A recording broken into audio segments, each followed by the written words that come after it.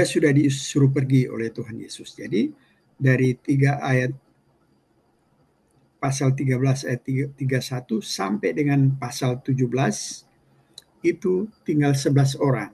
Nah, ini penting, Yesus berdoa kepada Bapa. Dan di sini dia bilang, pasal ayat 12, selama aku bersama mereka, ini 11 orang, aku melihat mereka dalam namamu, yaitu namamu yang telah engkau berikan kepadaku. Aku telah menjaga mereka, dan tidak ada seorang pun daripada mereka yang binasa. Jadi dari 11 murid ini, Yesus menjaga, tidak ada yang akan binasa, yang binasa. Selain daripada dia yang telah ditentukan untuk binasa. Siapa itu yang ditentukan untuk binasa? Berarti yang disuruh pergi itu Yudas. Ya. Nah, dari ayat ini aja sih sebenarnya sudah kelihatan yang di luar dari 11 orang ini, murid ke-12 itulah yang sudah ditentukan binasa ya.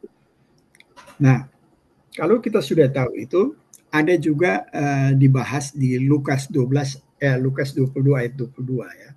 Sebab anak manusia memang akan pergi seperti yang telah ditetapkan. Jadi anak manusia akan mati sesuai yang telah ditetapkan. Memang Yesus lahir di dunia ini untuk mati kan, untuk menggantikan kita.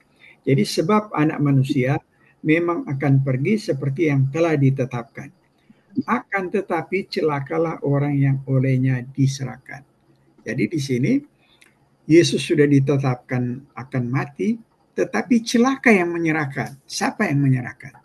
Kan Yudas yang menyerahkan, menjual Yesus. Jadi sudah dijelaskan di sini. Yesus sudah ditetapkan oleh Allah Bapa akan mati untuk menggantikan kita. Itulah di atas kayu salib. Tetapi yang menyerahkan celaka. Jadi Yudas yang menyerahkan. Nah, jadi dari 2 ayat ini aja itu sudah ketahuan. Dan kalau mau lebih detail lagi, coba nonton Pak Muriwali Yanto ya, di mana diundang oleh Patrice Smith untuk Zoom bersama untuk membicarakan ini, pendeta menyatakan Yudas itu masuk surga. Jadi berlawanan dengan firman Tuhan. Nah, itu memang supaya lebih jelas detailnya bisa nonton itu, Patrice Smith punya sendiri, tetapi Pak Muriwan MYM ya, bisa lihat dia punya YouTube menerangkan mengenai Yudas supaya kita lebih. Tapi kalau mau pakai patokan itu ya orang ya berbuat aja kayak Yudas kan masih surga juga kan. Ya. Jadi nggak bisa dibikin patokan begitu dong. Iya, tapi dasarnya apa? Nggak kuat kan setelah dibahas Alkitab hanya 2 ayat aja ya. Kalau lebih dalam lagi ya bisa nonton itu. Tetapi dari ayat yang 2 ini aja kita sudah bisa lihat. Karena bukan cuma sebenarnya bukan pendeta Gemin. Ada satu namanya Rudy Yohanes. Rudy Yohanes itu dia punya channel The Better. Sampai dia tantang pendeta MYM untuk membicarakan, dia bilang ini Yudas ini masuk surga. Karena apa? Pada waktu katanya Yesus di atas kayu salib, Yesus kan bilang, ampunilah mereka yang karena mereka tidak tahu apa yang mereka perbuat. Jadi dia punya analisa ini ayat, ampunilah mereka karena mereka tidak tahu apa yang diperbuat. Ini dia analisa, semua yang menyalibkan Yesus itu diampuni. Karena Yesus sudah bilang ampuni, mereka tidak tahu apa yang mereka perbuat. Padahal itu sih sebenarnya ada kekeliruan di situ yang ya, ini kan Alkitab ini nggak sembarang orang bisa nafsir kan, ada rambu-rambu yang kita harus tahu cara menafsirnya. Nah, kayak si Rudy Yohanes ini dia nggak belajar, dia cuma berani aja dan suka berdebat. Dia ambil kesimpulan itu, yang mana Yesus di atas kayu salib bilang, ampunilah mereka karena apa yang mereka lakukan, mereka tidak tahu apa yang mereka lakukan. Lukas 23 ayat 34. Yesus berkata, ya Bapa, ampunilah mereka sebab mereka tidak tahu apa yang mereka perbuat. dan mereka mengundi untuk membagi pakaiannya. Kan ada, kita sudah pernah bahas kan, ada 7 perkataan salib kan. Salah satunya, ampunilah ya Bapa, ampunilah mereka sebab mereka tidak tahu apa yang mereka perbuat. Nah, ada satu hamba Tuhan yang doktor malah di teologi, dia menyatakan begini, sebenarnya siapa sih mereka yang disebut ini? Apakah orang-orang yang menyalibkan dia, termasuk Yudas? Siapa? Nah, ternyata dia bahas ternyata ada di Kisah 2 ayat 36 38. Kisah 2 ayat 36 38. Di sini waktu Petrus berkhotbah ya. Jadi seluruh kaum Israel harus tahu dengan pasti bahwa Allah telah membuat Yesus yang kamu salibkan itu. Jadi ini ada banyak orang di mana Petrus berkhotbah pada hari Pentakosta, banyak orang mendengar, dia bilang, kamu kaum Israel harus tahu dengan pasti bahwa Allah telah membuat Yesus yang kamu salibkan itu menjadi Tuhan dan Kristus. Jadi itu orang-orang yang banyak itu telah menyalibkan. Ketika mereka mendengar hal itu, hati mereka sangat terharu. Lalu mereka bertanya kepada Petrus dan rasul-rasul yang lain, apakah yang kami harus perbuat, saudara-saudara? Jawab Petrus kepada mereka, bertobatlah dan hendaklah kamu masing-masing memberi dirimu dibaptis dalam nama Yesus untuk pengampunan dosamu, dan maka kamu akan menerima karunia Roh Kudus. Nah, ternyata dengan begitu mereka semua bertobat, ada 3.000 orang. Jadi inilah yang disebut yang diselamatkan. Ampunilah mereka karena mereka tidak tahu apa yang mereka perbuat. Jadi Yudas di sini dia menyesal, tetapi dia tidak datang kepada Yesus, malah bunuh diri. Ya. Jadi si Yudas ini menyesal dan bunuh diri. Nah, orang-orang yang mendengar perkataan Petrus, apa yang harus kami lakukan? Karena ternyata mereka yang salibkan. Petrus bilang, bertobatlah dan dibaptis. Dan ternyata mereka mau dibaptis dan bertobat, percaya kepada Yesus, 3.000 orang diselamatkan. Itulah yang disebut Yesus bilang, ampunilah mereka karena mereka tidak tahu apa yang mereka perbuat. Nah, Yudas di sini tidak termasuk karena dia tidak ada pertobatan. Ayat 18, ayat 1, Kisah Para Rasul 1 ayat 18. Ini Matius 27 ayat 35 dulu. Matius 27 ayat 3 dan sampai 5. Ini mau cari tahu si Yudas ya. Matius 27 3 sampai 5. Supaya menjawab. Sesudah menyalibkan dia, mereka membagi-bagikan pakaiannya dengan membuang undi. Matius 27 ayat 35. 3 dan 5, 3 sampai 5. Oh, 3 sampai 5, dibilangnya 35. Pada waktu Yudas yang menyerahkan dia melihat bahwa Yesus telah dijatuhin hukum mati, menyesallah dia. Lalu ia mengembalikan uang yang 30 perak itu kepada imam-imam kepala dan tua-tua dan berkata, aku telah berdosa karena menyerahkan darah orang yang tak bersalah. Tetapi jawab mereka, apa urusan kami dengan itu? Itu urusanmu sendiri. Maka ia pun melemparkan uang perak itu ke dalam bait suci, lalu pergi dari situ dan menggantung diri. Nah, ini yang disebut pertobatan psikologi. Ya. Pertobatan psikologi, dia menyesal. Tapi berakhir dengan dia bunuh diri. Kalau pertobatan yang sesungguhnya, dia menyesal dan datang kepada Tuhan, minta ampun. Itulah pertobatan yang sesungguhnya.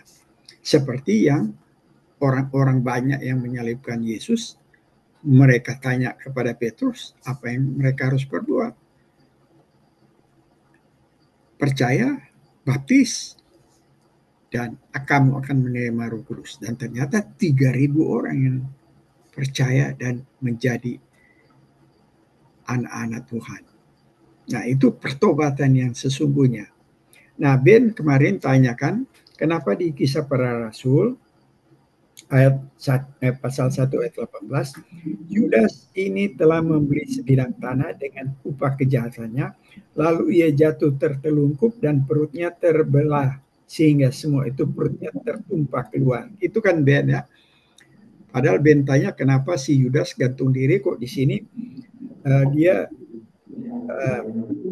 jatuh tertelungkap dan perutnya terbelah sehingga semua isi perutnya tumpah ke luar. Nah ini kan bagaimana, seolah-olah kontradiksi. Itu tidak, karena orang gantung diri kan nggak seperti tali-tali yang luar biasa sekarang kan. Nah ini gantung diri, putus talinya, jatuh, tertelungkap, terburai perutnya. Nah itu yang jelas ya. Jadi Matius melihat waktu dia gantung diri, menjelaskan waktu dia gantung diri, tetapi Lukas di Kisah Para Rasul sudah melihat dia jatuh, pasti putus talinya, terburai. Nah, disinilah menyatakan Yudas itu pertobatan psikologi, karena dia tidak datang kepada Yesus atau datang kepada Tuhan bertobat minta ampun, dia malah bunuh diri. Kalau itu sebabnya Yudas tidak ada pertobatan seperti yang 3.000 orang itu. Tetapi kalau bilang Yudas itu diselamatkan karena gara-gara ayat ini, ternyata salah. Nah itu penting sekali untuk supaya kita tahu. Ya. Apakah yang perut sampai demikian parah itu merupakan suatu bentuk murka Allah? Sebenarnya murka Allah itu belum ditimpahkan kepada manusia, karena itu kan nanti ditimpahkan pada waktu berakhirnya pertanggungjawaban kita kepada Tuhan. Yang tidak percaya semua yang akan menimpa murka Allah. Jadi murka Allah itu neraka. Tetapi konsekuensi daripada dosa yang dilakukan itu akan terjadi karena dosa. Misalnya Daud, dia ambil Batseba, dia rancang bunuh suaminya. Nathan dia bilang, Daud bertobat kepada Allah Bapa Tuhan, aku berdosa, minta ampun. Tapi Nabi Nathan bilang, kamu sudah diampuni, tetapi konsekuensi daripada dosa itu yang kamu tanggung. Pedang tidak akan berlalu dari keluargamu, dan terjadilah membunuh antara kakak beradik. Nah, itu konsekuensi dari apa yang Daud lakukan. Mengenai Yudas sebagai murid Tuhan Yesus, bagaimana dengan orang sambutan, orang panggilan? Apa ini dari awal memang dia sudah tidak termasuk orang panggilan atau bagaimana sampai dia bisa berbuat dosa begini? Ya, memang ini satu hal yang sulit, tetapi kita pernah dengar dari satu pengkhotbah, dia bilang begini, memang Yudas ini tidak termasuk orang panggilan karena hasil akhirnya ya, kita bisa lihat di hasil akhirnya. Hasil akhir bisa ketahuan mana orang pilihan, mana bukan. Ya, Yudas ini bukan sebagai orang pilihan, tetapi kenapa Tuhan Yesus masukkan di dalam ke-12 murid. Nah, menurut pengkhotbah ini dia bilang begini, ini memberikan contoh kepada manusia yang tidak terpanggil, tidak mungkin datang kepada Tuhan dengan kemampuan sendiri. Jadi dikasih contoh, yang tidak dipanggil masuk di dalam grup 12 ini, lihat bagaimana hasilnya. Ternyata tidak bisa dia. Memang harus orang panggilan yang bisa menyelesaikan itu. Dan di samping itu, karena dia dari awalnya memang sudah ketahuan orang suka mengambil uang, padahal dia ditunjuk sebagai bendahara, tetapi mengambil uang kan, dia suka ambil uang, ada di kita pernah baca kan di Yohanes itu. Nah, dia itu sudah memang niatnya tidak baik, dimanfaatkan oleh kuasa kegelapan iblis untuk merancang menjual Yesus. Tetapi ini semua Allah Bapa tahu. Dan Allah Bapa pakai rencana kejahatan mereka Allah Bapa pakai untuk menyelesaikan rencana Allah. Itu luar biasa. Itu kalau kita nonton di Passion of Christ, kan ada kayak iblis nonton dari pada waktu Yesus disalibkan. Begitu ada kebangkitan kan dia rasa kekalahan yang luar biasa. Pada waktu disalibkan mau ketawa-ketawa dia. Karena iblis itu kan nggak sangka yang mana rencana dia dipakai oleh Allah Bapa untuk menyelesaikan rencana Allah yang dari awal Yesus akan mati di atas kayu salib untuk memikul dosa manusia. Jadi karena sama dengan bangsa Israel. Bangsa Israel itu dipilih Tuhan khusus ya, dari antara semua bangsa-bangsa. Tetapi ternyata dari seluruh bangsa Israel itu hanya sisa yang menjadi menjadi pilihan. Itu yang namanya bahasa Inggrisnya remnant sisa. Nah, sisa ini yang dimaksud sisa orang-orang yang dipilih. Misalnya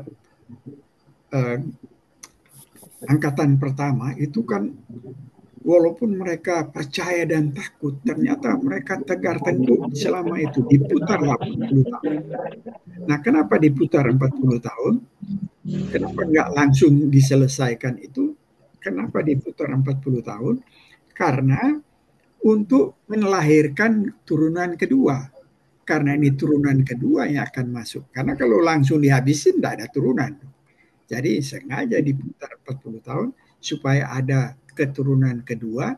Nanti ini keturunan kedua dipimpin oleh siapa namanya? Ada dua itu, Kaleb, Yosua. Nah, dua ini angkatan pertama yang lolos, yang karena mereka setia. Tapi yang lain mati semua. Tetapi diputar 40 tahun karena untuk melahirkan angkatan kedua. Nah, angkatan kedua ini masuk di tanah Kanaan. Jadi walaupun itu dipilih, belum tentu itu diselamatkan. Jadi orang yang diselamatkan itu yang dipilih. Betul-betul sudah ditentukan. Nah, begitu ya. Yudas ini sengaja dimasukkan untuk memberi contoh tidak ada yang bisa datang kepada Tuhan tanpa betul-betul dipilih oleh Tuhan. Itu yang Efesus 1 ayat 4. Ya, mengenai Yudas, Om Ali. Ya. Ada quote reform juga, ini apa namanya? Yudas sama Petrus sama-sama mengkhianati Tuhan Yesus. Nah, tapi kalau Petrus bertobat dan datang kembali kepada Tuhan, Yudas ini walaupun dia kayak bertobat tapi dia tidak datang lagi kepada Tuhan.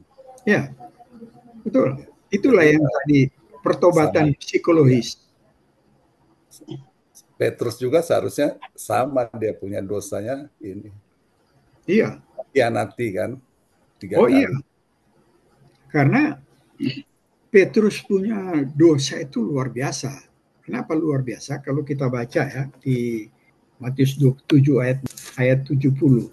Tetapi ia menyangkal ya, karena ada orang wanita, padahal ini seorang hamba perempuan lagi, yang menyatakan engkau juga selalu bersama-sama dengan Yesus orang Galilea itu. Ayat 69 itu, ayat 70. Tetapi ia menyangkal di depan semua orang, katanya, aku tidak tahu apa yang engkau maksud. Jadi pertama menyangkal ya. Kemudian ayat 72, ia menyangkal dengan bersumpah. Jadi pertama menyangkal, kemudian kedua menyangkal dan bersumpah. Setelah ditanya ketiga, Petrus mengutuk dan bersumpah. Jadi lihat tuh degradasinya dosa itu. Pertama menyangkal, setelah ditanya kedua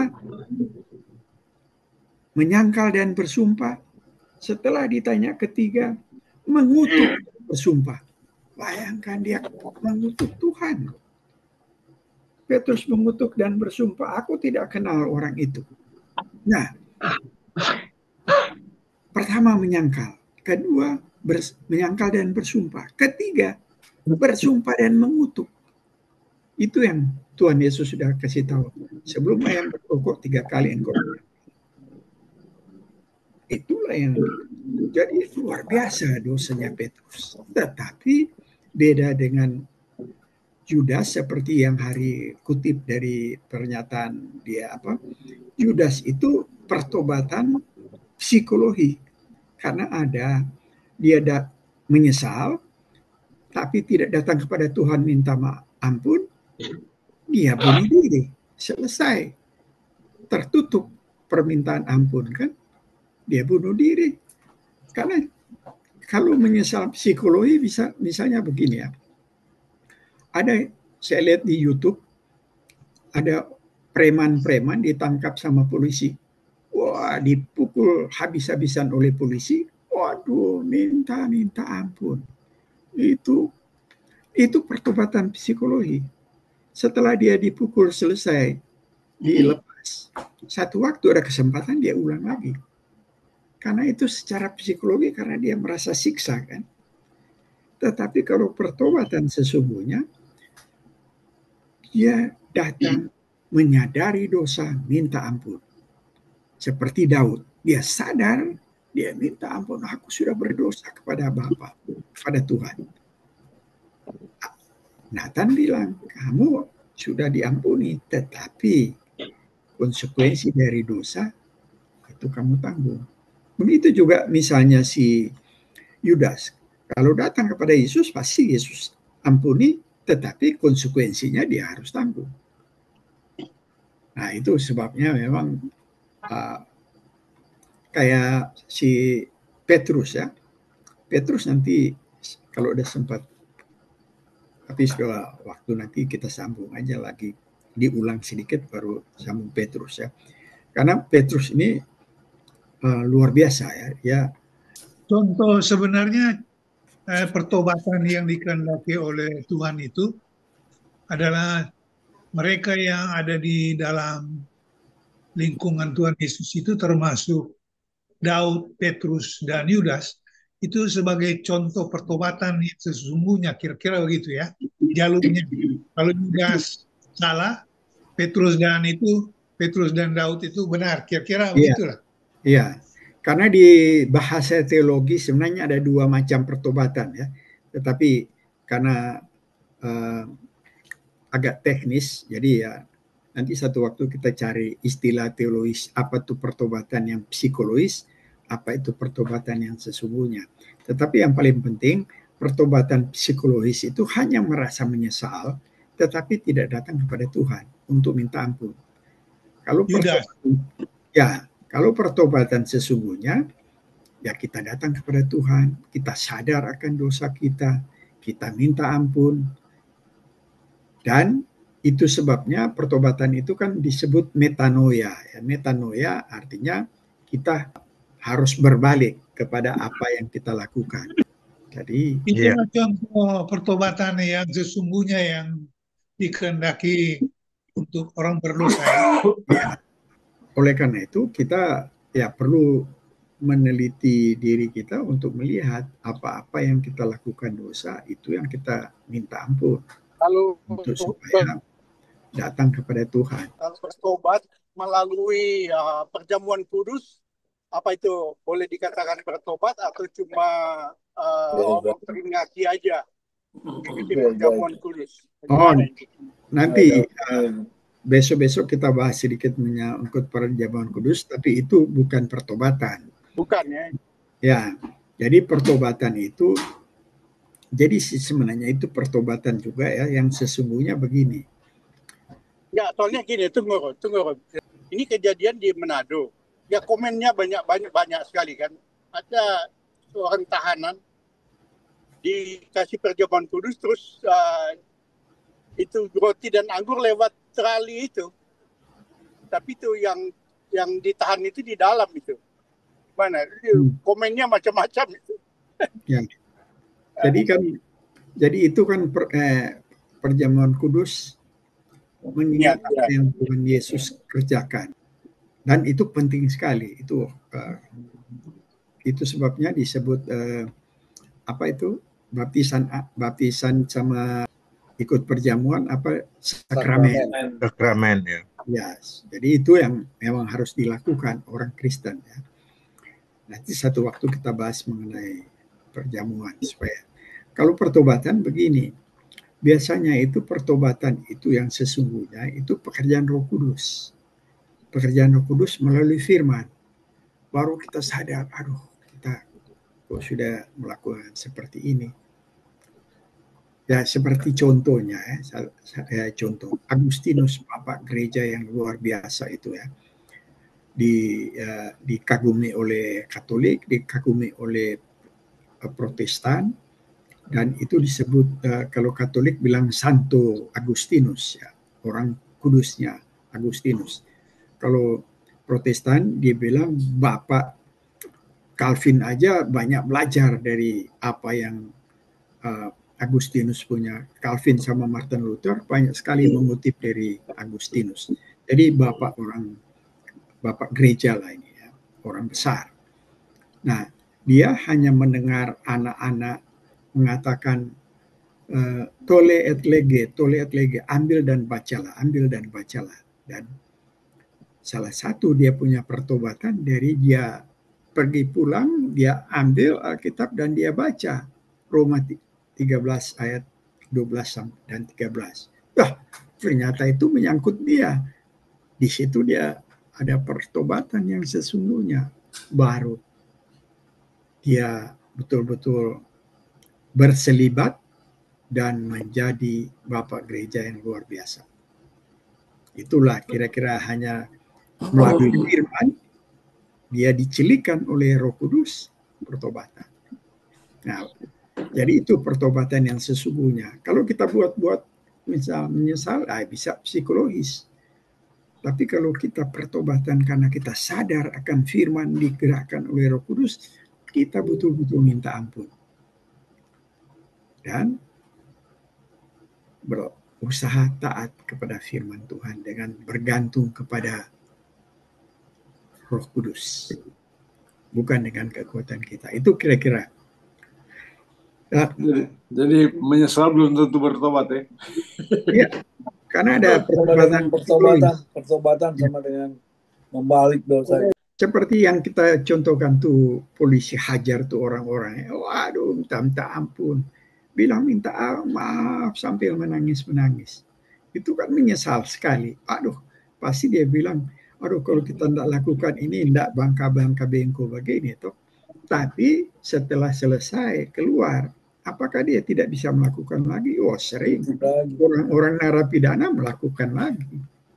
Sebagai contoh ya, contoh yang konkret ya, yang John Kay, Kribo itu di Metro dia. Ya, Metro TV. Kick Andy. Dia datang kunjungi di penjara, dia bilang dia betul-betul bertobat. Jadi pengkhotbah di rutan ya. Setelah dia keluar, karena dia dapat remisi banyak karena dia punya mungkin orang lihat betul-betul bertobat. Dia keluar, gereja karismatik panggil kemana-mana. Dia berkhotbah kemana-mana. Dan apa yang terjadi? Satu waktu dia clash sama keponakan. Dia suruh orang-orang mau bunuh orang itu. Dan ditangkap polisi kan. Itu pertobatan psikologis. Yang jadi paus sekarang apa orang Indonesia atau orang Filipina? Iya, Filipina. Filipina. Nah, itulah kira-kira contoh-contoh yang konkret. Nanti Petrus kita bicarakan berikut. Pasti selamat, pasti, tapi yang satu yang telah ditentukan untuk binasa. Ya, kita mau sambung tadi yang Paul udah bilang mengenai perjamuan kudus. Mungkin terong bicarakan satu waktu karena seperti Paul bilang di luar jeruji besi, dorang layanin itu perjamuan kudus. Siapa-siapa saja yang bisa ikut perjamuan kudus, itu yang intinya kita rasa perlu dibahas. Ya. Lain kali. Ya, betul, karena itu penting ya. Jadi orang semua ini cara bertobat tuh harus sungguh-sungguh. Ya harus mengikuti seperti itu. Itu gambaran yang Tuhan kehendaki supaya diketahui oleh orang-orang berdosa. Ya, dan di samping itu, karena kita sering masih buat dosa, mungkin di perbuatan enggak, tapi pikiran kan, pikiran masih sering sekali. Oleh karena itu tiap hari disediakan pertobatan. Di gereja juga setiap kita masuk gereja ada liturgi untuk pertobatan dan doa Bapa Kami juga. Kecuali ada gereja yang sudah nggak bicarakan doa Bapa Kami. Oke, Pak Pendeta tolong tutup aja. Oke, terus mengakhiri diskusi ini dan mari kita satu dalam doa. Kembali ya Tuhan, kami naikkan puji syukur limpah terima kasih kepadamu, karena oleh Tuhan jugalah yang sudah menolong kami, mencerahkan kami melalui kuat kuasa Roh-Mu yang kudus, sehingga banyak hal lagi yang kami sudah terima daripada firman-Mu, yang menjadikan kami boleh lebih memahami akan kebenaran firman. Terima kasih banyak ya Tuhan. Berkati kami semua yang sudah hadir dan sudah setia untuk mendengarkannya, dan bahkan yang sudah merenungkannya, menyelami, dan kami boleh merasa diberkati dengan firman-Mu. Berkati Roli yang senantiasa tidak jemu-jemu membimbing kami, dan biarlah Tuhan memberikan dia senantiasa hikmat akal budi, sehingga semakin hari dia semakin dapat memiliki akan kebenaran untuk dapat diterapkan, dijelaskan, dibimbing kepada kami semuanya, Tuhan. Terima kasih banyak ya Tuhan. Biarlah kiranya kami semua ini boleh diberkati oleh-Mu ya Tuhan, melalui tugas dan pekerjaan karya kami Tuhan. Diberkati di dalam tugas pelayanan kami, diberkati di dalam tugas keluarga dan rumah tangga, dan di dalam setiap aktivitas dan kegiatan kami. Biarlah kiranya kekuatan dan kesehatan yang daripada-Mu senantiasa Tuhan boleh perlengkapi dalam kehidupan kami, sehingga kami dapat senantiasa mengikuti akan diskusi Zoom ini dalam keadaan kuat, sehat, segar, bugar ya Bapak. Terima kasih banyak ya Tuhan. Dan bila mana kami akan mengakhiri pertemuan ini, biarlah kiranya Tuhan boleh memberkati kami. Kiranya damai sejahtera Allah yang melampaui akal dan pikiran kami akan senantiasa menaungi dan memenuhi kehidupan kami hari lepas hari. Kasih dan anugerah di dalam Yesus Kristus kiranya boleh melandasi iman percaya kami, dan persekutuan Roh Kudus senantiasa menyertai kami. Mulai saat ini Tuhan, dan sampai selama-lamanya. Terima kasih banyak Tuhan. Inilah pergumulan dan permohonan kami yang sudah kami alaskan. Hanya di dalam nama Yesus, Tuhan dan Juru Selamat kami. Kepadamu kami sudah berdoa dan mengucap syukur. Amin. Amin. Amin. Thank you so much. Terima kasih. Selamat tidur. Terus.